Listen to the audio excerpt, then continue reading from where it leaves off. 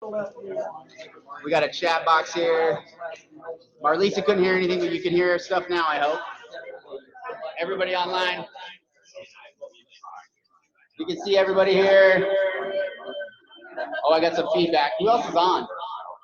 Oh, we're on. There it is. Yeah, this guy. I need to mute that. I need to mute that. You got it? Yeah, do we turn off the volume on the? Yeah. The volume on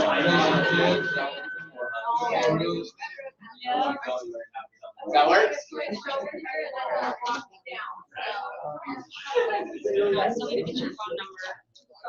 Yeah, I just don't think so. I know, right?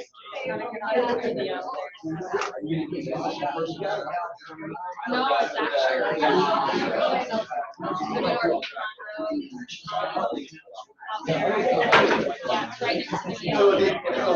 If you do use the whiteboard, then I'm going to move this up. All right, guys, make sure you're grabbing food. We're going to get started here in just a second. Everybody likes to be late.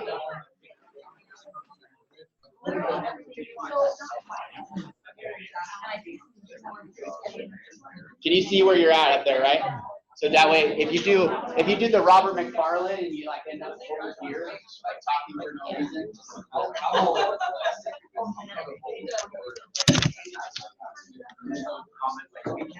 We can't see you. We can barely hear you. I know. I'll manage the chat box. All right, guys. I'm gonna share. Wait for that. Let everybody settle in. We got some guests to team meeting today. We got a packed house in here. I'm glad to see everybody. And then we have a bunch online as well. So that's awesome. So if you see somebody you don't know, make sure everybody goes and says hi and introduce yourself. We have some new agents, but we also have some guests from out of town. Chantry, Steve Stout are here from Guild. It's been a while since you guys have been here. How long has it been, man?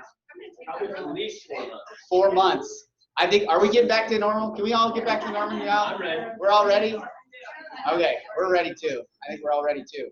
So if there's somebody you don't know, make sure you say hi, introduce yourself. There's still food in the back. So because we got a packed, the quarterly market review is normally like an hour and a half, right? You're cramming a lot of information into an hour, and I want to make sure we respect everybody's time.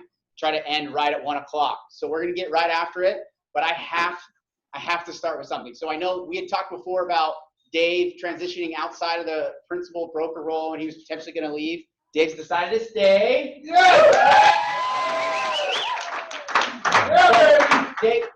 He's the principal broker for now. He's gonna be just at a lower capacity as we start to continue to interview candidates for the new principal broker role. He'll be a legacy broker moving forward for the end of time because he's gonna live forever. But I had to start with this. So Kara found this in my hand. She found this card in her father's wallet. Oh no! And I don't know if you guys can see that, but that's ERA.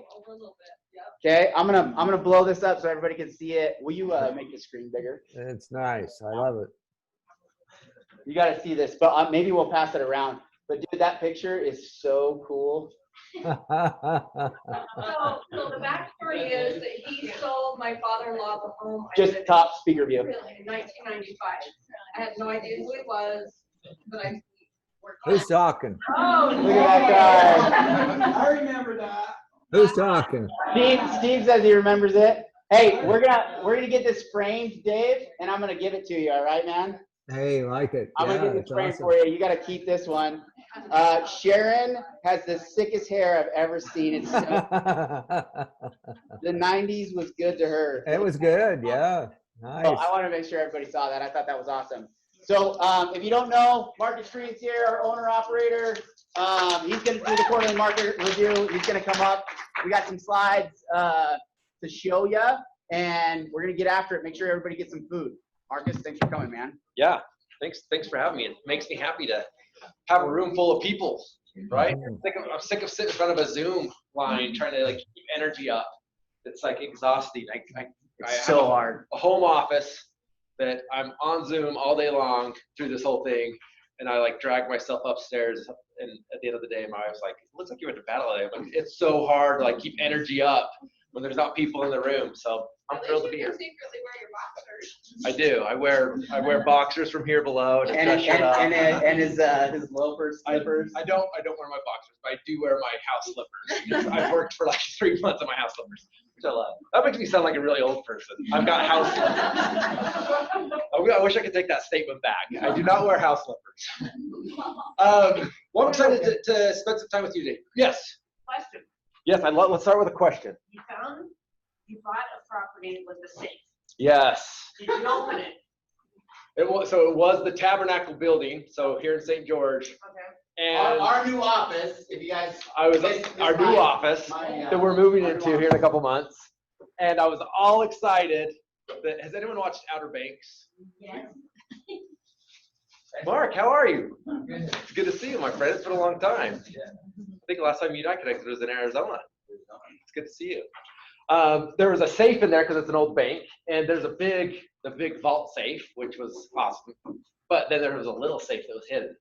I got all excited from Outer Banks, thinking, "Oh man, I found all this gold, and this is going to be awesome." And there was nothing in it. Unless Karen told me there was nothing in it. I know nothing. Karen's on hers. And she took it all for herself. But I'm assuming she wouldn't be here. I'm assuming she wouldn't be here if there was a bunch of gold in there. That's she's like, you think I didn't find anything, but I'm gonna stick around. I will tell you this. There's nothing in, to my knowledge. I never saw the inside of the safe. She's gonna shot you. It was a fraud watch. There was a big hole in the top. It wasn't safe at all. If it came from Heritage Savings Bank and Dick Mathis over there, he wouldn't have left no money. Okay. I figured that was the case, but it was interesting. I got to it first. To like open the safe for me if I split the winnings with them. What'd you say, Dave? I said, I got to it first. What do you think I'm retiring? Dave, you deserve it more than me, so I hope that's true. All right, so today we are talking about the market, and it is an interesting time to be talking about what's going on in the market. And as you guys know, at the quarterly market update, I do a couple different things. One is we obviously want to talk specifically around what's going on here in Washington County. That's on a very micro level. But it's not only important to know what's going on a micro level in our market, but how does that play in relation to bigger markets? So the next bigger market would be the state of Utah. So how is Washington County performing in relation to the state of Utah? And then on a bigger scale with what's happening in the rest of the country. And then even on a more micro level would be say, okay, within Washington County, are there pockets of neighborhoods that are performing differently than others, right? So for example, like we see this a lot in the Phoenix market, which as you guys know, I've got my personal real estate team operates out of Arizona, is we see some neighborhoods that are still on fire, but we get into other neighborhoods that have been overvalued too long, that they're actually sitting on the market a little bit longer, as opposed to the markets that are still priced appropriately and are moving very quickly, right? So it is not enough to have general market knowledge. Right now. It is, and one of the things I'm going to really hit home on today is our obligation, our duty as real estate agents, and you're going to hear me talk a lot about the word fiduciary more than ever before. It's not enough to give generalities around what's going on in the market, but we need to get really specific with what's happening in the market and how does that overlap with the client's specific circumstances. Because every client's approaching the world a little bit differently right now. To give you an example of this is over the last decade, I'll use a decade, it may be a little bit longer, but over the last decade, that is the only real estate market the majority of consumers know, right? Obviously, there's some consumers that were in the market buying and selling in the last 20 years, 30 years, but they tend to only remember the last market trend, the last cycle. And a lot of our buyers, like you think about 10 years ago, a lot of the first-time buyers that are maybe 30 to 35, they were off to college or in high school at that time and had no care in the world about what the real estate market did prior to this. So the majority of the world knows the last decade of a real estate market, and we've been on a run. which really means that almost across the board, anyone that bought a property or sold a property made money on the transaction over the last decade, and they all thought they were experts because they paid for HGTV at the time, and were like, oh, you buy property, you make money, you move on to the next one, right? Right now, everyone's circumstances are much different, and we've got to take the market knowledge to them instead of letting them come to us with their expertise that we do minor tweak corrections to. That's kind of been the game over the last 10 years. Or the fake news that they're getting. So for me to advance slides, do I just click this? Just tell me. Let's go to the next slide. So I want to lay the foundation of our conversation a little bit of certainty versus uncertainty. Because over the last decade, that market I was talking about is people lived in a place of certainty. So if you look specifically at certainty, people felt safe, secure, settled, like this is the norm, right? Now, how many people have moved from a client perspective, do you think have moved into a place of uncertainty over the last 3 or 4 months, right? When people feel uncertain, these are some descriptive words of things that they're feeling. They feel anxiety, worry, doubt. They feel like they're in danger, right? Generally, when someone feels anxious or fear, they have one of a couple of reactions, right? What are some reactions that people normally feel when they feel in a state of fear? Reclusive. They close off all the things that they're unfamiliar with. They simplify things. They try to stay out of the complexities that they probably be more adventurous into getting into. So we'll call that freeze, right? Yeah. It's just like I'm freezing. Like I'm not moving forward. I'm not moving backwards because I have fear of any direction I go could be the wrong direction. Natural reaction to fear is to run or flee. Right. So those are the two natural reactions, right? Are we gonna flee or are we gonna freeze? So the other thing is people are making really broad, wrong statements around what's going on in the market because that's their defense mechanism of, I'm just going to run away from it. I'm going to treat it like a big, hairy, scary thing because that's easier than trying to understand it. So think through, and I'm going to take this a step farther. I'm talking about that from a client perspective of the majority of the consumers out there have either frozen or they're running away from it and creating it into a bigger monster. But does this also stay true for us as agents? It's really interesting to me right now, and I'm going to show you this in a couple of minutes, is this office particularly, we broke so many records in July, like all-time records, not just coronavirus records, but all-time records for our organization. We beat a bunch of our records in July, but it's really interesting to me. I get a call from one of our top agents of like, I am so busy, I am crushing it, I need to hire someone, I need to figure out how to leverage. And then literally 30 seconds later, I get a call from another one of our agents that's like, I think about getting out of business. No one's selling their house. Nothing's going on. The market's not good. I'm like, how am I getting two completely different answers and two completely different experiences of what's going on in the marketplace? And from my perspective, it's, are we understanding what's going on? And even if we've gone from a place of certainty to uncertainty, realistically, the healthy place to be is here in the middle, with a healthy amount of certainty, healthy amount of uncertainty, and saying, okay, what can I learn from what's going on right now? What must I learn from what's going on right now? And what's the opportunity for me right now?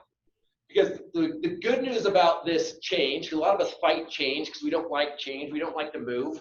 We like to get the mentality of this has always worked for me. The opportunity with this now is a lot of people, both from an agent standpoint and a consumer standpoint, they don't want to change. And so if we can facilitate growth and change, and they can view us as the pathway of that change, we're going to be able to increase our market share and build our value with those people. We go to the next slide.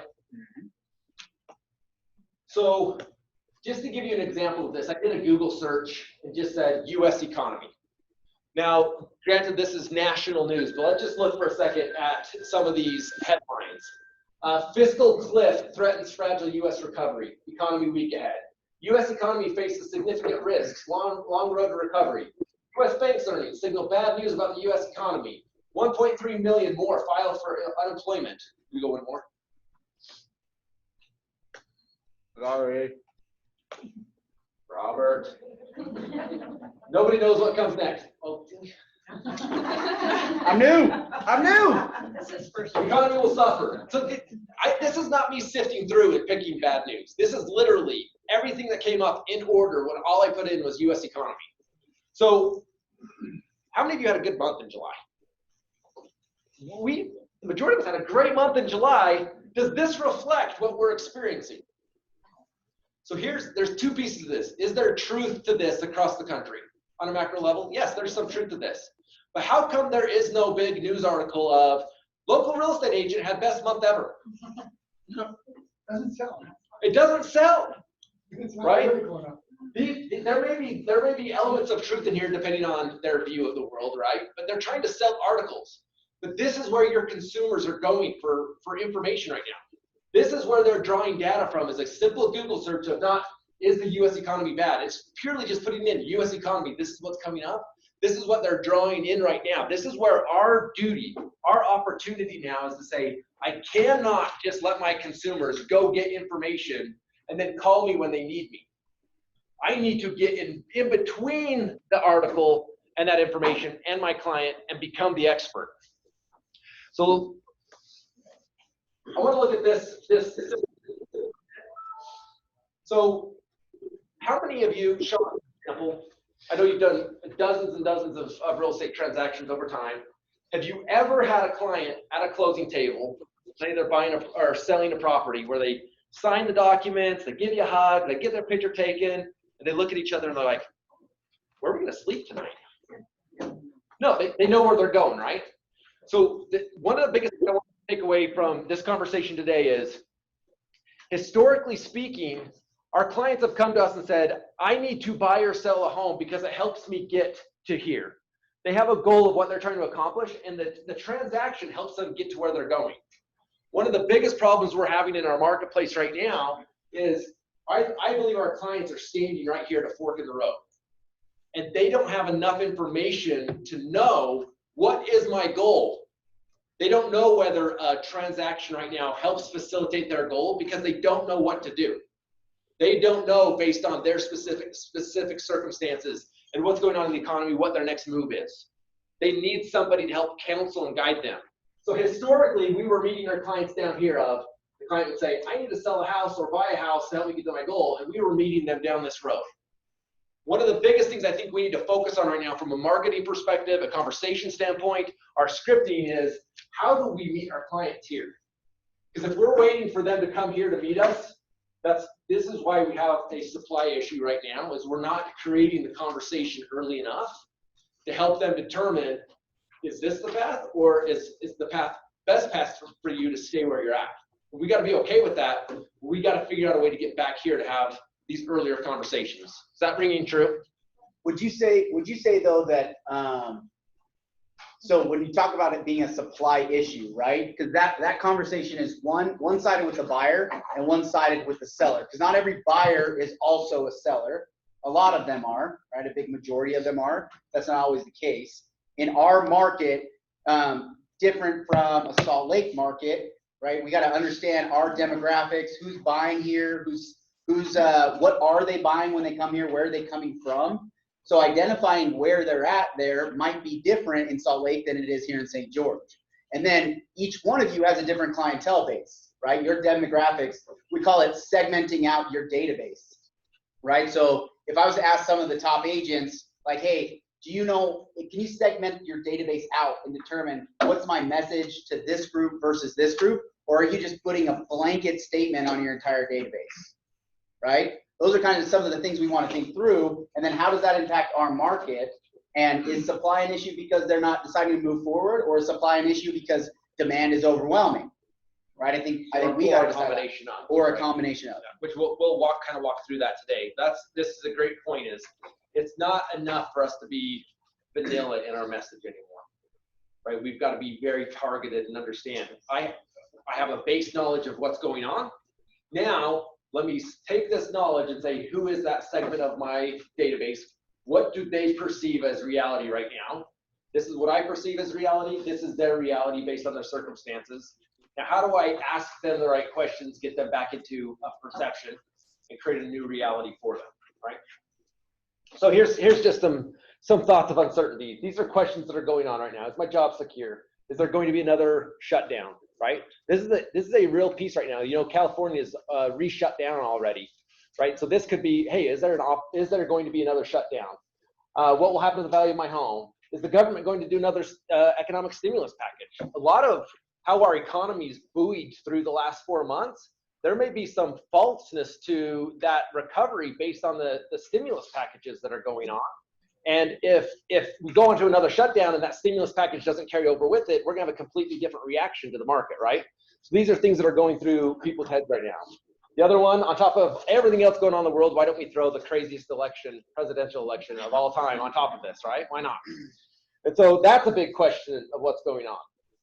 So I want you to think through uncertainty, but the overarching message that we're going to pull back in as we go over the data today is this idea of it is our responsibility to help create clarity to the path. We're too used to meeting people already on the path of them knowing what they want to do, and then we facilitate it.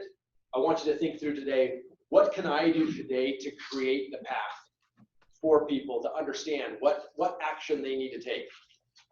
So let's go through that. So we're going to talk a lot about supply and demand. We're going to break it into a couple different pieces. But if you're looking at this very simple graph of supply and demand, where are we right now? If you had to draw a line of supply and demand for the St. George market. We're down in that little rectangular box somewhere. We're somewhere in here, right? We know that supply is very low, probably the lowest we've ever seen it in St. George, right? 811 active listings on the Washington County MLS. 811. Who knows what we normally have in August? 1,200. 15 to 1,600. So half. But is demand up? Demand is the highest it's ever been. Arguably going to continue to grow based on a couple things we're going to talk about today. So we're sitting somewhere over here and there's this huge gap. So somehow we've got to progress this along to increase the amount of supply. And at some point when we overcorrect here, the demand will start being pulled down. And at some point a healthy market is when they cross, right? That'd be a perfectly healthy market. But the thing we got to remember is they don't move at the same rate. One could move, one could stay, the other could move, the other could stay. They could move at different paces. And this is what we got to track. You go to the next slide. So let's talk through supply. We're going to start talking about supply a little bit here. So this is specific to Washington County. I'm going to show you some things with Washington County. If it's red on the bottom, it is Washington County through the second quarter. And then I'm going to show you some Utah stats too, which is more of a blue theme. But one thing to look at here is active listings as a snapshot in time is down 25%. But we know overall for new listings they're actually down significantly more. But at a specific snapshot in time, active listings is down 25.1%. You can see this huge decline. And over time, all the way back down to 2000, at least 2006, we've never been that low in new listings. The red line here shows pending listings, but it's really interesting to see that pending listings is actually up 30% from where we were a year ago. So active listings is down, yet pending listings is up. So one of the really important things to understand, because for us, we're nodding like, oh, okay, yeah, that makes sense with what's going on. Who else is looking at this like that is crazy? There's a 55% discrepancy. Swing, right? And so where was the bottom of the market, right? Where was the bottom of the market?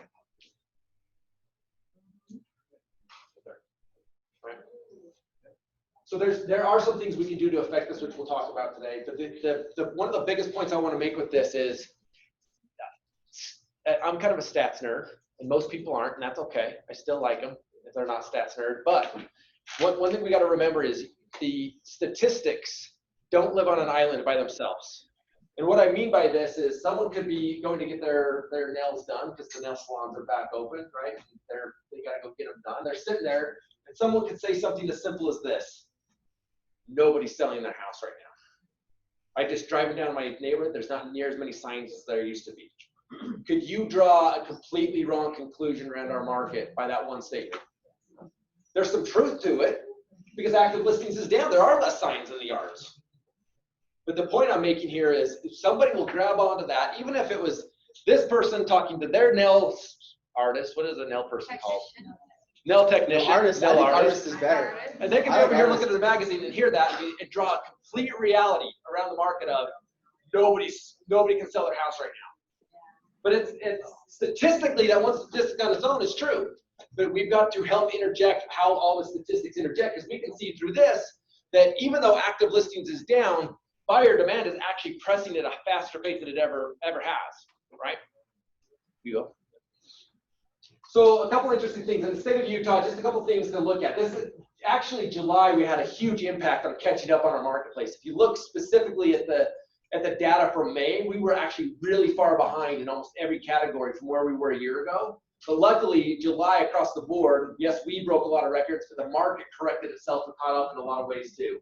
If you look across the whole state of Utah, new listings is in June was down 6.5%, but was across the board year to date through the end of June is 6% behind. You can look at pending sales was actually up 21%, almost 4% for the year. The closed units up. We sold across the state of Utah, we actually sold more homes in June this year than we did last year. May was significantly lower, but we caught up. But if you can look at for the year, we're only back 1.8% on the number of closed units where we were before. I'll show you St. George's numbers here in just a second. You go to the next one. Let's just look through here real quick. The thing I'm always looking at here and say, okay, well, last year in June, across the state of Utah, 6,802 new listings compared to 63 this June. Go to the next one. Go to the next one. I want to look at closed sales. Closed sales. This is where I look at it and say, okay, if you look at for the year, we're actually ahead on the number of closed units from we were the year before.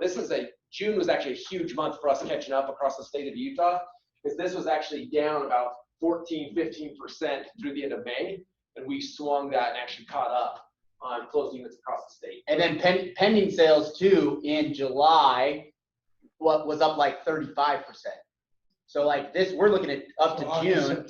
So then July had a big swing in pending. So we were just like this quarter two, our pendulum's just at the beginning is starting to swing back up. I agree with that. And we don't know if there's going to be a roadblock that pendulum's going to swing up Right. and hit it at some point, right? There's just lingering uncertainty around that. Days in market we know is low. We're not going to talk about that. Interesting though, with average sales price, like even with everything going on in the marketplace, we continue to press our sales price higher than it's ever been. And I'll show you St. George's numbers here in a second. But you can see across the state of Utah, the average sales price is $409,000.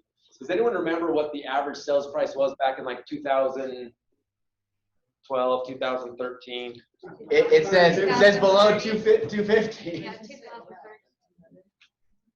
175? 225. 225. Did 409? I was looking. Is that concerning to anyone?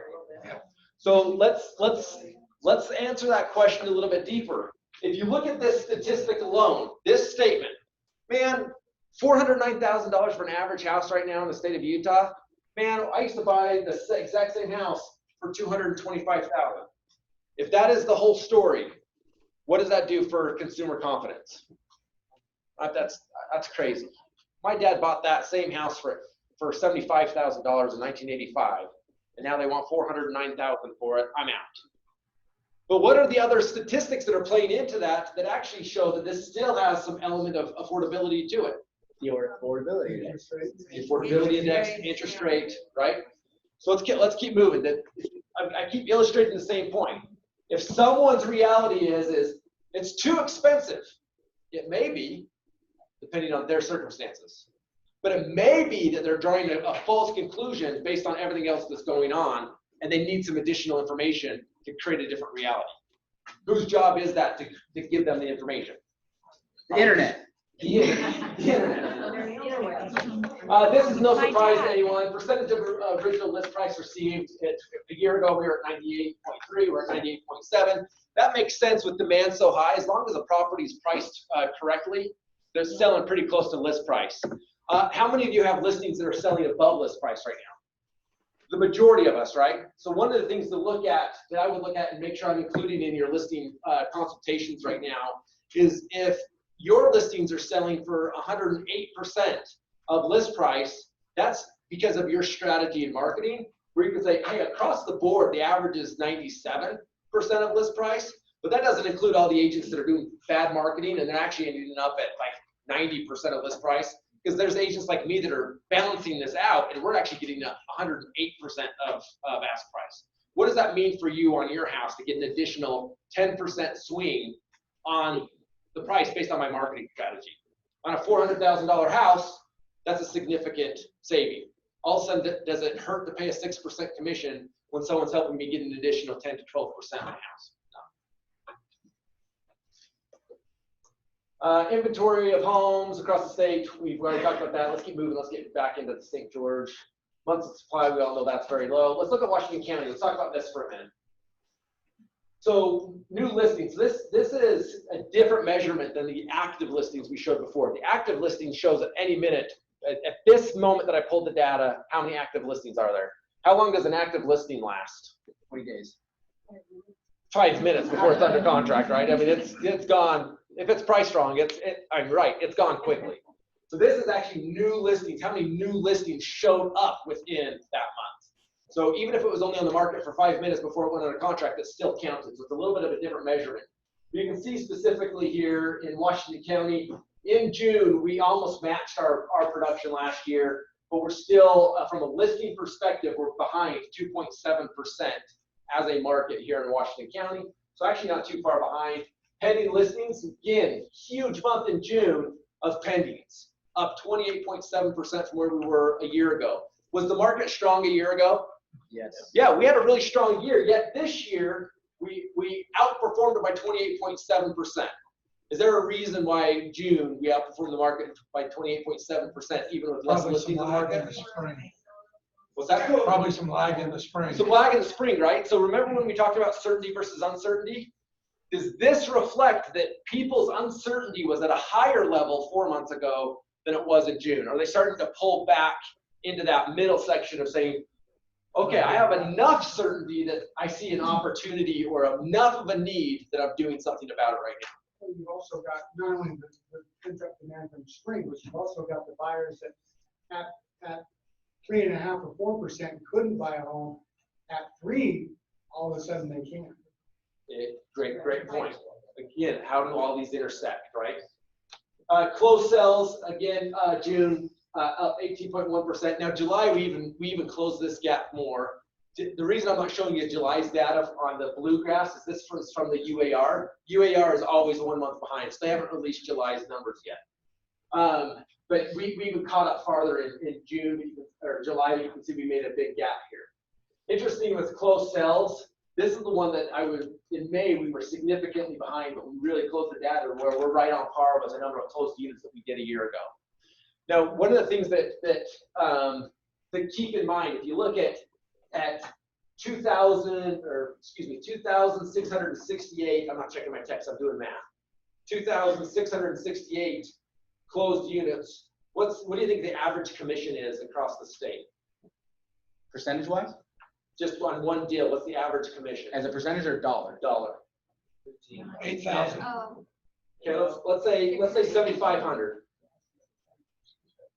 So that means year to date through the end of June, there was already $20 million paid out in agent commissions. And so the thing I would look at with this is to say, okay, do you feel like business, being a great real estate agent is easier or harder than it was a year ago? Harder. So if it's harder to be a great real estate agent this year over last year, what percentage of agents are willing to do the work in an easy market to be a great real estate agent? Really not that, it really blows me away. Even in a great market, how many agents aren't willing to make a call, right? They're waiting all the way down that road of like, they'll call me the minute they need me. Then other agents are willing to do the activities, but in a more difficult market, particularly when they don't know what to say, I would say that 80% plus agents, the 80-20 rule, 80% of agents are not willing to do the work in a good market, let alone when it becomes a little harder. So one of the things that I think is really important, particularly for this group, which I congratulate you guys for taking the time, you all could be doing something else. Taking the time to come learn about the market is, I think this is one of the biggest opportunities right now, is the agents that complained about how hard it was to be a great real estate agent a year ago, 2 years ago, when really anybody could have made it in this business, they're going to be falling off the face of the earth. They're going to choose not to renew their license, because if it was hard then, the next couple of years is going to be even a little bit more difficult. We've got to increase our skill set, which takes effort. If they're not willing to do that, they're going to give up their little pieces of market share. But who's going to be poised and ready to pick up that market share? Us. Us. The agents that are willing to say, it's a new world, it's a new industry, I'm going to learn the skill set. They're going to say, thank you for that little piece of market share. Thank you for that little piece of market share. And they're going to come out the other side of this at a much higher level than they were even prior, if we look at it correctly. That's the opportunity in this. We go to the next one. Nice. Keep going. Blew it. Sorry, man. Okay, percentage of units listed which sold. I think this is actually a really interesting point that we need to be talking about in our listing consultations as well. Right now, from the public's perception, what percentage of homes listed sell? 100%, Marcus. Every home sells. Every home sells, right? Like they want to stop at AutoZone on their way home and get my car's for sale and post it in their front yard, thinking that they're going to sell their house. They think it's that easy right now. I think it's important to statistically show, even with buyer demand as high as it is, and inventory as low as it is, still only 75% of homes listed are actually selling in Washington County right now. That means for every 10 people just like you, this is me modeling if I was in the conversation, that means for every 10 people just like you that are looking to sell their house right now, 3 of them are unsuccessful in doing so. And that does not include the people that try to do it on their own or go with a low-cost brokerage that doesn't go on the MLS, which those statistics are even higher. So how important is it to you to hire the right real estate professional that has the strategy in place that I'm going to explain to you today to make sure that we sell your house for above list price, and we're not going to be one of these statistics that don't sell in a critical market to be selling your home. The script along that line is important for them to understand, like, I don't want to be one of those 3. All of a sudden it becomes more important to choose the right agent, and not every house sells. So I think this is important to be showing right now, particularly in a market where they think everything sells super easy, super fast, and for the right price. Let's skip that one. We're always tracking our market share. Go back one, sorry. We're always tracking, so the 2 things we're always looking at as an office. So Robert and I and the rest of the leadership team, we're constantly strategizing, because even though KW is the #1 real estate company in the world, in the country, and here in Utah, we're always saying we know what got us to #1, particularly in a fast-paced changing world, is not what's going to keep us at #1. We're very aware of that. If we fell into a pocket, and this goes for you as an agent as well, if we fell into a pocket of, man, we've already arrived. We've already climbed the ladder. We're at the top of the ladder. We don't need to change things. Let's just do more of the old activity. We will lose. And so we're constantly talking about what are the strategies, what are the things we need to focus on that we can bring it to the table so our agents can compete at a higher level. And then we constantly are saying, #1, are we outperforming what we did last year, which we are crushing those numbers? And then how are we faring compared to our competitors, both in town and across the country? That's the reason we pull this up, to constantly be looking at how are we comparing in relation to our competitors. Are we picking up market share at a faster pace than they are, or anytime they're losing market share, are we picking it up? One of the things I wanted to point out with this is, even though we're #2 in market share by 0.2%. The thing I'm constantly looking at here is what relation are we in green versus yellow. Green reflects the total number of our units where we represented the list side. Yellow represents the total number of units we represented the buy side. So is your dollar per hour worth more when you're dealing with listings or buy side? By far, right? We all know that. So one of the things that we're really focused on right now is to say, how do we increase this, the green number? And we know that by doing so, our yellow will naturally increase as well, right?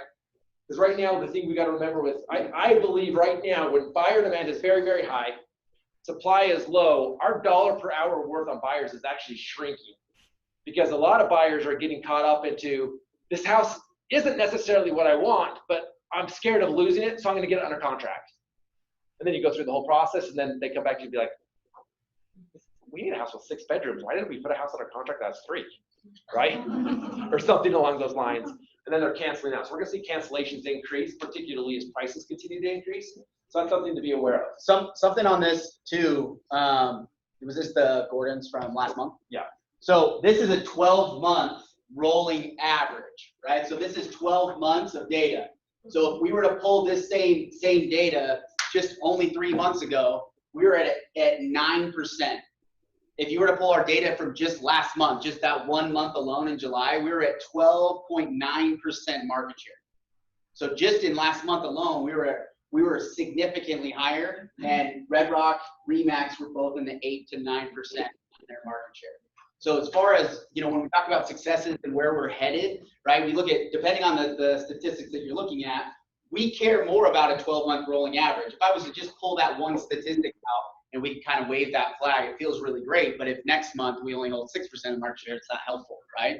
So we're always looking at it from two different perspectives. If, as a brokerage, we want to say, hey, how well are we doing over the course of time? The same thing goes with your businesses as well, right? You can have great months, but who's had a month where you didn't have a closing, right? Most of us, right? And so some of us maybe not. Nate, don't raise your hand. I don't think you haven't had a month of closing without a closing. Both you Nates over there. You guys haven't got a month without a closing for years. Come on. But we want to look at it the same way in our businesses as well, right? We don't want to look at it 1 month as a snapshot of time. We want to look how we're doing over a 12-month time. Sorry. So that's a great point. And Robert, what's our market share goal in St. George? 20%. 20%. Sales volume or units closed? Both, but units. We're based off of units, which means our volume will be past that. But we try to build, just like we train you guys, we try to build all of our business plans off of units, because we can control units regardless of what the market does from a valuation standpoint, right? So that is our goal, is 20% market share in Washington County, and we are, to Robert's point, if you break it down, we are stacking that up right now. So huge kudos, number one, to Robert and the rest of the team for putting forth that effort, but you guys for leaning in and doing what you guys do best. Did I see a question back here? I have a question. So what's a good market share to have as an individual agent in Washington County? Does anybody know what a good market share So is? Ents themselves carries around 2% of every single month's closings is just Ents and all the homes that they build.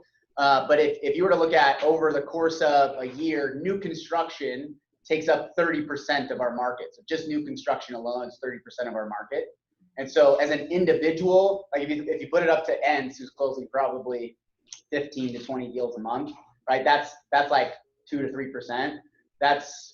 You're doing really well. You're doing really well. So it's a fraction. They're fractions as an individual. So and my answer to that question would be that depends on you, right? Because I think it's something we do unfairly in this marketplace, is to say, because this agent has 3% market share or 1% market share on their own, well, you should aspire to that. Well, one of my favorite things about this as an industry is, number one, the very low cost barrier to entry to build as big of a life as you want. Well, what it takes to have 1.5% or 2% market shares as an individual agent may not fit everyone's long-term goals. So what I would say, what I would coach an agent to ask me that question is, if their whole motivation and their goal is, I want to be the #1 agent in the state, then we would build a game plan off of who has #1 market share, what % market share do we have to be that. For most agents, it's what is the quality of life I want to have? What is the amount of income that I need to make to maintain that quality of life? What are the number of transactions that I need to do to earn that amount of money? What are the number of contracts I need to take? The number of appointments I need to go on? The number of conversations I need to have? The number of people in my database? And for me, we'd say, let's hit that goal and let the market share fall where it falls for the agent, as long as we're creating the life you want to live, right? From a brokerage standpoint, we're saying, we feel like if we can get to a 20% market share, which, by the way, the market share we have is incredible. We love that, but we like to win big. So we're going for 20%, but that gives us a lot more power in the marketplace, because if nobody can touch us with a 10-foot pole, we're already leading the pack. But if we're so far ahead, that helps you guys even pick up more market share, where people would be like, why would I even talk to another agent? I see KW signs all over the valley, right? So this shows on the state, you can see compared to what we're doing with the rest of the state, KW is a brand. We're one of the only brands that continue to pick up market share right now, where you see a lot of the big names that have been around forever, like Caldwell Baker, Century 21. Like this is a perfect example of somebody that was on top at one point, that their reaction to the market right now is, hurry, we need to do more of the old activities. And you can see that the results are showing up. And the pure reason of this is the consumer's expectations of service is different than it was a year ago. The game plan to deliver service from a year ago needs to change from what it is today. And that's showing up that, and this is proof that the model, the direction we're going is working. I will include this in the graph that goes out. I'm not going to talk much about it, but it's really important right now that a lot of people that are coming to St. George are either coming from out of state or they're coming from another county inside the state. And it's important for you to have a quick snapshot of someone coming in from Salt Lake County. This is what they understand to be the market. So you need to start the conversation with them in their terms, which you need to be able to say, oh, Salt Lake County is doing this. And now let's compare that to what's going on in Washington County. And you're going to convert their mindset around what they understand to be the market. Because what's true to them in Salt Lake becomes true to them in Washington County until you re-educate them on that, right? So we'll include this in the graph that's coming out. Go next. This is the same thing on volume instead of units. So I want to break this down a little bit and dive a little bit more into supply and demand. And really ask the question, which one of these is going to move first? Is demand going to either increase or decrease first, or supply going to change first? I'd say it's going to be flat. I got to vote for demand. I got to vote for supply. So we got a little bit of a disagreement on which one's going to move first, right? Man, Depends. There's some depends there, right? depends. Hey, you know what we use depends for, right? So I want to talk about, I think there's, I mean, what's going to happen with all this stuff? I think there's more things that are moving at a faster pace with demand that I want to talk about. And then we're going to use that information to say, what action items can we take with that knowledge that we can affect supply? Okay. So for example, the reason I want to start with this is as good as I think I am, I can't wake up tomorrow and be like, you know what, I think I'm going to take the US unemployment rate down to 2% today. It's on my to-do list. Like, I'm good, but I'm not that good, right? So there's things here that are moving at a fast pace, but individually, even as a big group, we can't affect, but we need to understand it so we can go affect what we can affect. So let's talk through unemployment, job growth, affordability, population growth, and consumer spending. Robert. So affordability index. As a quick summary, if you had to explain to me in one sentence, what is the affordability index? What is it? Like cost of living versus income. So Yep, so it's cost of living versus the income, right? It's what can the consumer afford at this given moment, this given market, right? There's three things that affect affordability. What are those three things? Interest rates, Interest rates, price. average price of home, Income. median income. Quick one. So if you look over here, I'm always looking at kind of the trend of what this looks like. And a perfectly affordable market would suggest an affordability index of exactly 100. So exactly 100 would suggest, we click one more. Affordability index of exactly 100 would say 30% of the median income right now is exactly what you need to buy a median priced home at current interest rates. Okay, so let's talk about, number one is our affordability is basically right at 100, it's 101. So it's a little bit unaffordable, but relatively speaking, our market, even with those overinflated prices of 409,000 average price, we're still at a perfectly affordable market. This is state. This is state, yeah, state. 101, we were at 97 a year ago. So let me ask you this question. Right now, median income, is it going up or going down? Over the last several months, I was actually excited. Utah was finally catching up with median income. But could this be affected significantly over the next couple months with things outside of our control? Absolutely. Okay, we're going to come back to that one. Median price of home, up or down right now? Up, right? Because of the increased buyer demand. Interest rate. Interest rates has been our saving grace a little bit here in keeping our market affordable, because interest rates are incredibly low, right? A year ago, I was telling you, like, there's no way interest rates can get lower. Shows you how much I know. Here we are, they're like unbelievably low. But interest rates have kind of saved our affordability as prices continue to go up. But while median income has been maintained to be able to afford that. So these are all things that we need to be watching. Is there may be a softening in median price, but probably not going to be a huge shift in what our median price is in St. George, because our buyer, not only the pent-up buyer demand from February, March, and April, but we're actually behind on product in the state of Utah and in this, the area of St. George significantly prior to COVID. We were already behind on inventory, so we know that the median price is going to be relatively high. Interest rates, do we see these moving anytime soon? Until November. Yeah, no, it's not until November, right? And even then, we're probably not gonna see significant swings in interest rate. This is the one that has the most uncertainty, is what's gonna happen with median income. So let's talk about why. Let's skip that one. So let's talk about population growth. Interesting to see, Washington County is the second fastest growing county in the state of Utah right now. Only followed behind Wasatch. And Morgan. Oh, where's Morgan? Oh, third. I gave you guys two. Third, 40% growth in Washington County. You can look at, Wasatch County, 40% of 33,000 compared to the size of Washington County. And Morgan. Same thing in Morgan, it's a very, very 12,000 low people. number, right? So they're Five people had They're babies in 26%. Morgan. Population growth. it's significantly different than Washington County. Yeah. Are you seeing people from Salt Lake and Utah County moving to Wasatch County and then commuting into work? Yes. Yeah, we're seeing more of that, but we're also seeing, so we know right now the net in-migration in the state of Utah, meaning people moved from out of Utah into Utah, is about 48%. And it's the #1 in the country. And #1 in the country. So that was pre-COVID. I'm of the belief, you can tell me I'm wrong in a year from now, I'm of the belief that a lot of these people that live in San Francisco, San Diego, New York, Washington, Oregon, they're sitting inside their apartments right now being like, where do we go? Next time that happens, we're a little safer, right? Because I'm telling you that quarantine here feels significantly different than quarantine there. And some of the downtown Portland, they have strict. This is playing a big part of it, because a lot of people, like you look at like Fidelity, for example, they had like a $80 billion project going on in Manhattan that they canceled. Like, people are enjoying working from home. Why would we go build that building right now? So where a lot of people thought working virtually, a lot of companies are now embracing it because they're seeing, okay, our productivity's been okay.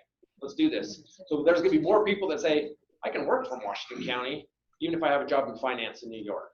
So it's gonna give a lot of people an options of not only where do I need to live, but where do I want to live, okay? I think in relation to that, which we'll talk about a little bit later, I think the way we're gonna see future developments are gonna change. Like the layout of specific neighborhoods, where we've kind of migrated away from the local coffee shop to, we do a bunch of houses, we all drive 15 minutes, we do our shopping, we do our eating, and then we drive 15 minutes back.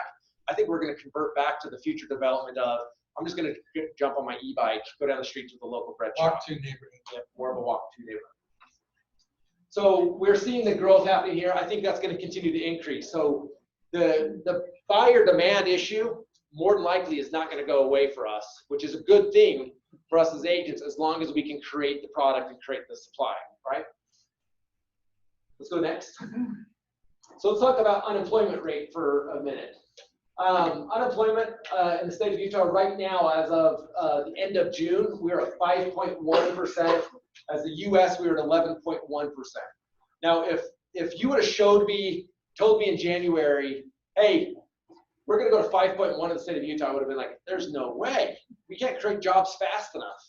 We've been the #1 state. We've been competing with Idaho and Nevada to be #1 in job growth, creating new jobs over the last couple of years. And you can see we actually are still #1 right now with a job loss of 2.8, where the rest of the country is losing jobs at a much faster rate, which we lost jobs at 2.8. Which we took our unemployment up to 5.1, but in comparison to the country at 11.1, we're still leading. I don't want to belabor this and have a debate about this, but I would encourage you to go try to find out how they qualify unemployment, because they changed the rules of how they identify what's an employed person and what's an unemployed person. And so go in and do your research on how they identify, because depending on who you talk to, those rates are either underestimated or overestimated. So When did they change? it's been since the beginning of the Obama administration. We take the statistics for what they are. We need to understand them, because there's other things on this, because so some friends of mine that own companies have tried to hire people back. And the answer they're getting is like, well, why would I come back? I'm making more on unemployment than I would working for you. I'm going to stay on unemployment because of the economic stimulus package, right? They're getting an extra $600 or $700 a month than what they normally would get by staying there. Is that going to stay true forever? Probably not.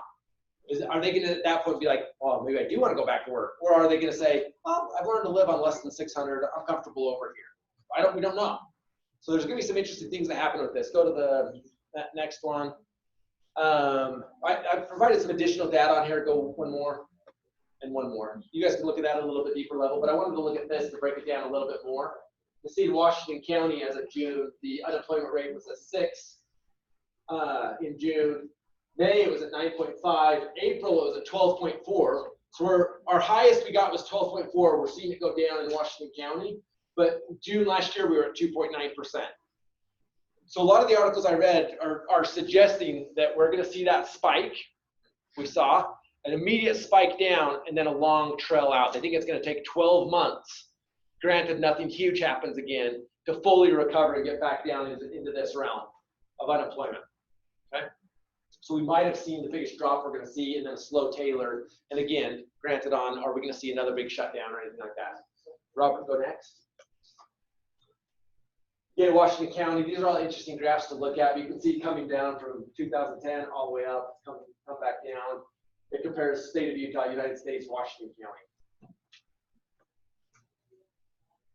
So third, let's talk about interest rates for a minute, because I think it's important for us to know that interest rates are low. I think every agent, no matter who has a license, they know interest rates are low. But can we have a deeper conversation around what that means for the client? Remember when we talked about the importance of creating the path? Is we've got to take this general knowledge pieces, like we feel smart as real estate agents to be like, interest rates are currently at 3.1%. And we think that's the whole conversation, and historically it may have been. But now we need to say, based on your circumstances, this is what that means for you. And if you're not queued up and have the skill set on how to have that conversation, it's something that you need to learn quickly. Because they don't know what that means for them. All that means for them right now is, if I had to say to a standard buyer right now, which one has a bigger impact on your long-term finances? The amount of money you pay for the house, or the interest rate for the loan you get? Interest rate. They would all think it's the amount of money the house. So we all said interest rate, but they would say, well, how much I pay for the house, right? That's going to be their go-to. They don't understand the relation of a small movement in a percentage of an interest rate has a much bigger impact than a percentage move in the purchase price. So right now, even in the event that you had somebody say, I'm just going to wait till next year when prices are lower. Could that be true? Could be. Maybe if rates stay the same and houses go lower. Even if you only keep that house 7 years, I'll bet the impact, the interest that you pay over that 7 years is greater That's true. than if you waited that 7 years for that house to come back around. This is the exact point that I think is important. You guys hear what Jesse said? How much is it costing you more per month because of that interest rate versus, okay, let's wait So 5% next year? one of my biggest pet peeves with real estate agents, so if you do this, I'm sorry, you bug me. I'm sorry, man. But this is what I hate. Our job as real estate agents is not to be agreeable. It is not our job to just agree with everything our clients say. Man, this house is way overpriced. You're right, it's way overpriced. Man, I hate the color of this room. I know, isn't it horrible? We don't need to agree with everything our clients say. Our job is to be a consultant, a guide. Tell me more why you feel that way. Let's explore that a little bit. That may be true. The other thing we can't do is be instantly adversarial. No. This is what the prices are. You just have to accept it. Prices are up. This is what they are. If you want a house, this is what you do. That can't be our approach either. We've got to go into a consultative guide approach of saying, well, that may be true. Let's better understand your circumstances. Or remember when we were talking the other day about XYZ? Let's see how this plays into that. So for example, go to the next, well, let me guess this. Which is a better deal? Buy now at 3.16% rate, or buy in 1 year at a 10% less price, but let's say interest rates go up to 4.7%. If you had to guess, which one's cheaper, 1 or 2? Now that you gave us all the information now. So go to the next sheet. It's really easy to put together a quick amortization schedule. And there's part of influence, creating influence with people. There's several ways to influence people. One of them is obligatory. So if I put effort and energy into something for someone, they're going to feel a bigger obligation to use me for other things, right? So if I'm in a buyer consultation with someone that's like, I'm just kind of dipping my toe in the water, I want to see, but I'm not ready to sign anything, I'm not overly committed to work, I'm just really concerned about what prices are right now, this is a great obligatory action I can take. Well, now I'm curious. I'm going to spend a little bit of time. It's only going to take me an hour or so to put this together, but now I want to know. Well, now I just invested an hour in giving them some information, but now they feel an obligation of, well, you already did things for me. It doesn't make sense to go with this low-cost agent or this low-cost brokerage. So it's really easy to throw together a quick amortization schedule. But you can see on this one, all I did was say, loan amount of $243,000 at 4.7% a year from now, as opposed to today, $270,000 at 3.7%. You can see that the difference is I actually make more money under buying now at a lower interest rate than in a year at 10% less. So for this scenario, if they were only going to hold the house for 2 years, it might be like, you're right, we should wait. If you really think, I can show you some statistics. I don't think the prices are going to go down for 10%, but if you're hell bent that prices are going to go down 10%, for your circumstance, it might make sense, and you only want to hold it for 2 years, it might make sense for you to wait, right? This is that, remember that junction I showed you, the Y junction? These are the conversations we got to have at the junction, because then they're going to say, oh, based on this is the path for me. Let's go. All right, go next. Keep going. Here's a couple other things that are affecting the economy right now that they're not necessarily real estate related, but they're related to the overall economy of how things are going that we need to keep our eye on. Number one is U.S. air travel, right? What percentage, I don't know the answer to this, this isn't a leading question, what percentage of St. George's income comes from tourism? A big chunk. Now, of that big chunk, a lot of it is local people coming in that can still come by car, right? But some of it is people coming in by plane. So it's interesting for us to see, what does air travel look like? I took a picture of myself on a plane yesterday of an empty plane behind me, right? It's like silly. But if you look at this, this is year-over-year change in daily travels passing through TSA, down 80%. Like we've seen it upswing a little bit, but it's down 80%. Crazy, right? Do you think we're going to see some changes in the airline industry over the next couple of years? For sure. Right? It's going to be tough for some of these people to make it. There's got to be some huge bailouts or something coming, and some people are going to get buried. Once the Hyperloop comes, we don't even need the damn thing. So here, this is interesting to watch. It's going up, but again, if things shut down again, we could see this drop again. We could see climb, then drop. Let's go to the next one. Sorry. See, what the interesting thing about that drop though is part of that due to the nature of COVID? People are afraid to go out and be exposed to it, or is it because of disposable income? Typically in a down economy, that number is going to reflect, hey, people don't have as much disposable income. These are great points. This is how I don't want you leaving this meeting with every answer. What I want you to walk away from is that idea of, okay, I'm looking at that. What are all the other things that we've been talking about that all affect that in different ways? Because for example, a doctor right now, or let's say a nurse, nurse's income gone down from where it was a year ago. Probably not. Probably not. It's probably gone up. And there's probably going to be more income because more demand for nurses over the next couple of years. So is income going to affect that person's choice on travel? No. But there could be other things that affect that person. On the other side of that, someone that did lose income or did lose a job, that could be the primary driver of why they're not traveling. Maybe they have zero fear around COVID, but they don't have a job, right? So this is the idea of like, we need to get to know our people better, segment our database, and start having more specific conversations. I thought this one was interesting, changing requests for directions on Apple Maps in the US. So this one is a 7-day average. So we can see it's actually climbed here, but it's not, this isn't reflective of what it was prior to COVID. It's just a 7-day change. But it's interesting to me that public transit is still low. People have stopped using the public transit piece. Walking, people are starting to do that more and going out. Driving, people are starting to do that more. They're starting to go out, but it's still, even with this graph, it's still, if we took that same number back here, it's still significantly lower than it was prior, right? Next. Mark, I just want to add one thing. Yeah. It's really important for us to understand this stuff, and especially as it relates to the country, our nation. But the answers aren't always the same for our local region as well. Correct. What you were just barely saying about people flying and vacations, like, I know there's lots of people here in St. George, and their only reason for not travel has nothing to do with income. It's strictly because of quarantine. You know, either they can't go to where they want to go because they'd have to be quarantined once they get there, like Hawaii, for example. Yep. Or just the fear of being on a plane or in an airport. Yep. Which may not be the case for a different region of the country that was impacted differently by COVID-19. It might be something more related to income. So the more of a financial aspect. Great point. And it goes both ways, right? What are my people in St. George's perspective on going out, and the people that were normally coming here from different parts of the world, what's their perspective on coming in, right? Because we need to have both conversations. It's still good to come. Here's other options of where to go, right? It's again going back and meeting them at that junction. Great point. Can I interject? Sorry, really quick.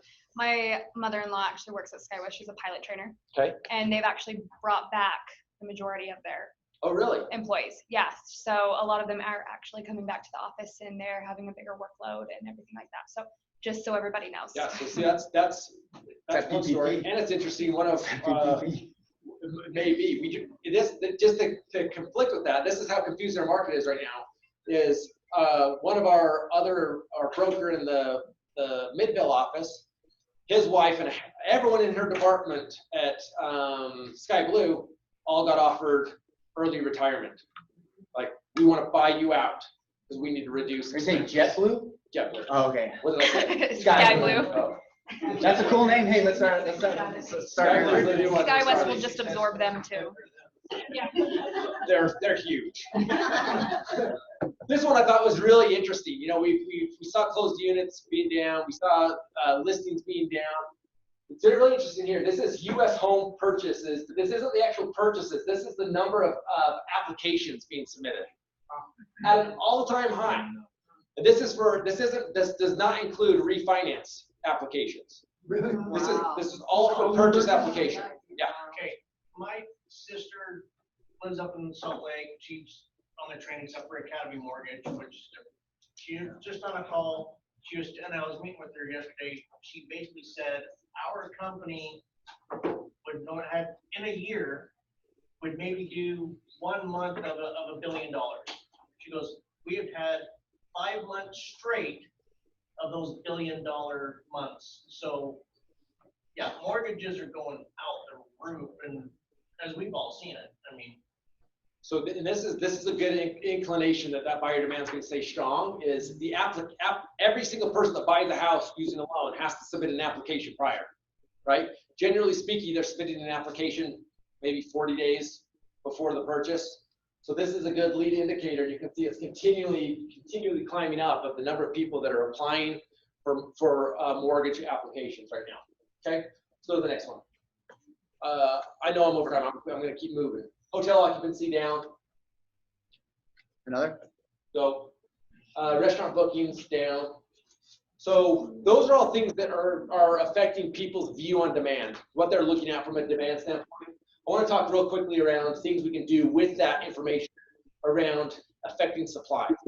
So if you look at the overall idea of people that want and need to list their homes, there still is a big segment of our market that I believe, if someone could help them see a path of, when I sell my house, I can get to where I want to go, we can affect that.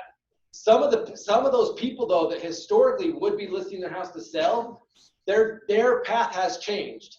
A perfect example of this is fear of retirement homes. A lot of the listings that have come to the market are people saying, I'm ready to downsize, my kids are gone, I'm going to go into a nice retirement community, where we know that there's a lot of fear now of entering into a retirement community because they go on major quarantine, family can't come visit, have a bigger risk of COVID in those areas. So now a lot of those people are saying, I'm going to stay here for a little while to see what happens. So we've already removed a portion of our potential listings in that market. The new construction. Robert, you rattled off some statistics yesterday around new construction. That from a builder standpoint, there's some fear around, do we take down other projects? Yep. Dave Weeks dropped in the chat that 2 home builders locally are no longer taking reservations on new homes, new construction. And we can make it, we can make it, Ensign, I don't know who the other one was, Dave. It's carefree. Carefree. So I don't know specifically like why they could be saying, hey, I can't provide the service, permits, whatever it might be, but it could be possible that they're like, I don't want to overextend on what I got in the pipeline. I think Kate, you guys have a good perspective on it. On Friday at the 9 a.m. call that I'll do the housing market update, I'll have Brett Burgess on with Lori Burgess. He's the president of Southern Utah Home Builders Association. I'm gonna ask him that question directly, is like, why is it really that the demand is so overwhelming that they just can't determine what's gonna happen 8-9 months from now? So putting a contract on it now makes no sense for them. It could be like prices might go up that quickly in 9 months that I don't want to sell a home with 9 months leading and leave money on the table, right? Could be that. Well, Carefree is vacation rental. Some, So but not all. Here's my perspective on it, because I am a developer as well, is that in the last market when this happened, what burnt a lot of developers is they had calls on their current loans that were out. And so they were taking down new projects, and all of a sudden the bank came back and said, we've got fear around the market. We're calling this loan, this loan, and this loan. They're like, well, we have nothing to sell to pay that back. And it actually buried a lot of builders at that point. So this may be some builders saying, we're gonna step back just for a minute. Remember when we talked about freeze or flee? Some of them are freezing for a minute, right? And because they're not quite in flight mode. And part of this could be, right now ground is super expensive. Right now there's uncertainty on what construction costs are gonna be, because we can't import from certain countries right now, right? All that's restricted. So there's all these pieces that are affecting that we need to keep our eye on. But if we can't continue to build new product, we're going to have a problem. Fear of retirement homes we talked about, and then the millennial sticker shock. This is one that I think is overcomable, but there's a lot of these millennials that are looking to buy their first house. They're like, man, I have $200,000 of student debt. I'm making $45,000 in my dream job right now.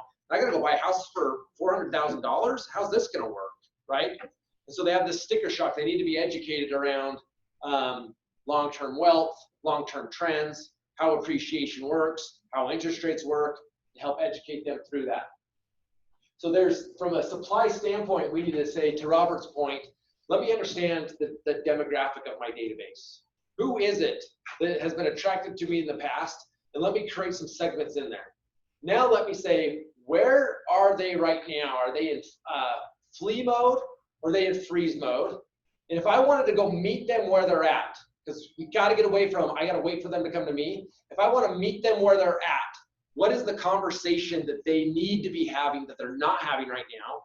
And this is where it gets a little uncomfortable, is because you're going to pat yourself on the back to call them and say, hey, I just want to check in on you. Is there anything I can do to help you? What is going to be their response? I'm good. I'm good. I'm good to go. I'm all froze up. I got the caves closed. I'm not doing nothing, right? That's going to be their response. And we need to press for the conversation. We can't count on them to create the conversation, because they don't know what conversation they should be having, right? This is where I feel like the old Zig Ziglar technique of feel, felt, found is very strong. Oh, I'm so glad to hear you guys are doing good right now. The reason I called you is I was talking to so-and-so who also works with me, that they're very similar to you in this way. And they feel that, right? And through our conversation, we found that this was the right solution for them. And it made me think, who else in my database needs to be having this conversation? And they're like, actually, I have been wondering about unemployment. I have been wondering about how interest rates affect this. They're not going to come out and ask you. We've got to create the conversation. When you talk about unemployment before, that's a big deal to talk about right now, because we're seeing it on the national side. But right now, Washington County unemployment is 6%. So it's back to a reasonable rate. It's kind of high for our county. Right? So, but the rest of the world is not. Yeah. They're really high still. So, but unless you're looking for that, we're not going to hear that anywhere else. Yeah. I think that's true. To fill in on your question about builders not taking contracts and reservations. So I do know with Ennis Homes, they're just not taking new contracts until September 1st. According to the owners, it's because they have such a long line of people waiting that they feel like it's a disservice to those clients by making them wait so long. And so they only want to take new deals at the same speed that they can create new homes. And so when they do start taking new deals again on September 1st, they will only be taking them at a reduced pace. Like they'll only say, okay, this community will take 2 or 3 contracts, and this community 2 or 3 contracts, and they'll have a max, and that's all they'll do for that month. I'll repeat it for you guys online. Hold Until on. the next month. And so I just expect that people are going to try not to oversell what they can't deliver. And Which I think is responsible. the supplies problem is very real. You know, I build townhomes and we have trouble getting hold of appliances, light fixtures, door levers, plumbings, our bathtubs. Like there's all sorts of crazy stuff that we're just having a hard time getting a hold of because wherever they're made at across the whole world, not just China, their plant was probably shut down or may still be shut down. And it's causing Yeah, so for everybody online, so ENS is gonna resume taking reservations September 1, but they'll do it at a reduced pace. Online, they're saying New Trend Construction, so Ben Kinney, they're not taking any new reservations, turning down $1 million build jobs because they're too busy. Same with Perry Homes. And I know that Boulevard, I went into Boulevard this weekend for their, I'm gonna do like a heavy quote on sale because they had nothing to buy. They didn't have shit in there to buy. So, and their warehouses are completely empty. They're like, what we got is what we got, and we don't know when we're gonna get anything new in. So it'll be interesting to watch. Hey, Marcus, and same with like all my repair companies, they can't get in parts to make any repairs for tenants, so it's really it's happening everywhere. Yeah, supplies short everywhere. Demand's high everywhere, right? When we talk about the entire economy, right? Supplies short everywhere. You can buy toilet paper again, though. Yeah, toilet paper stacked. I got a sweet picture of a stacked toilet paper yesterday, Tyler. This guy had a commercial-sized roll of toilet paper on his thing. He was so proud of it. I did take a picture of it. My wife and I laughed. So I'm gonna wrap up. Oh, Nate, real quick, then we'll keep moving. I just wanted to ask Dave where he heard that Carefree was also not taking reservations. You hear that, Dave? What's that now? Where'd you hear about Carefree not doing reservations? You know, I can't remember exactly. It was just out in the talking to people. So that's probably not definable yet. Probably more rumor than truth. So. I was just trying to think of why that would be, because like with ends, like Dave was saying, it's kind of more to protect reputation to make sure that they can handle all that's coming at them. But I didn't know that Carefree had the same problem. They might be out though, right? Because Carefree only had that one takedown in Desert Color and then only one other subdivision. Yeah, I think it's lot related availability. They got 6 or 7 now. There's a And lot of it's more, existing homes too. trying to get more build jobs. So that's why I was wondering if it's more a thing of just not knowing how to control the construction Pace. time that to be able to commit to, and maybe that's what it is. And I'll ask Brett on Friday. So if you guys can jump on the Friday call as well, I'll see if they can get kind of an idea of these different builders and where they're at. Because it would be easy to go to a source as agents, be like, hey, what builders are accepting reservations and what one aren't? I feel like it's good information instead of us run around town, right? Okay, I know it's almost 1:30, so I wasn't kidding about an hour and a half worth of information. How much more we got? I was just gonna talk about commercial for 2 seconds, but we can skip this piece unless you guys want. What we can do is wrap up anything, because I don't have anything else aside from, again, we're gonna be moving offices, main offices. 308 West Tabernacle will be our new location, and it'll be in September. I'll get the exact date, the move date here by the end of the week. Everybody who's here who has an office knows roughly what's going on as far as timeline goes. But for the rest of you, ordering marketing materials, if you use this as the main office location, don't make any big, stencils or stationary purchases with this address on it. 308 West Tabernacle. I'll put it in the weekly update as well. Other than that, make sure you're maintaining, staying up with my emails on any of the changes, because we're just going to go through another run of some changes, office facilitating fees and payments. If you're, the UAS billing, it's changed the way it looks. The billing itself hasn't changed, but just the way it looks does. So I'll give you some updates on that. But stay tuned. Make sure you're reading your emails of some changes over the next couple of months. And then if anybody wants to stick around and keep running it, I want to make sure everybody knows they can jam. So I'll actually just wrap up. For anyone that wants to stay and hear a couple thoughts on commercial, I'm happy to do that. But for any of you that need to go, I just want to reiterate and kind of hit home this point from what we talked about today. Is I still have a very positive outlook on our opportunity. I don't want to say a positive outlook on the economy. I think our opportunity is still very strong here in Utah, particularly as I'm rubbing shoulders with other brokerage owners across the state. The problems they're dealing with are significantly different than what we're dealing with. I think we're going to win at a higher level than other people. The thing I would challenge you right now more than ever is this is a opportunity and time for skill set.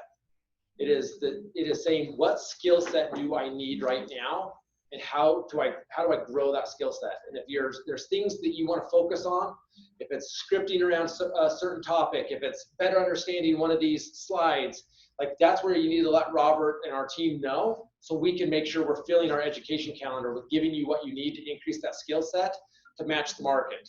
The truth is this: every one of you would agree, our market has changed significantly. The question I would ask you is, have you as a business person changed significantly to match a changing market? It's silly to me if you say, I agree that the market's changed, the economy's changed, the industry's changed, and the answer is for me to do things the way they used to be done. It's time to increase our skill set, and the number one thing we need to do is learn to have better conversations, communicate better, ask better questions. By asking questions, we're going to meet them back at the junction where they've either retreated to that point or they're froze at that point. And by asking the right questions and using that skill set, we're going to create the path for them, whether it's a transaction now or a future transaction. There will be a transaction in their future, and that's where we show up. Any questions for me before we release them? Yeah, I think that's what we do. I normally say you're free to go, which is a weird ending, but you guys are always free to go. But yes, you are now free to go. Thank you guys for coming. Yeah, thanks for coming, guys. Appreciate it.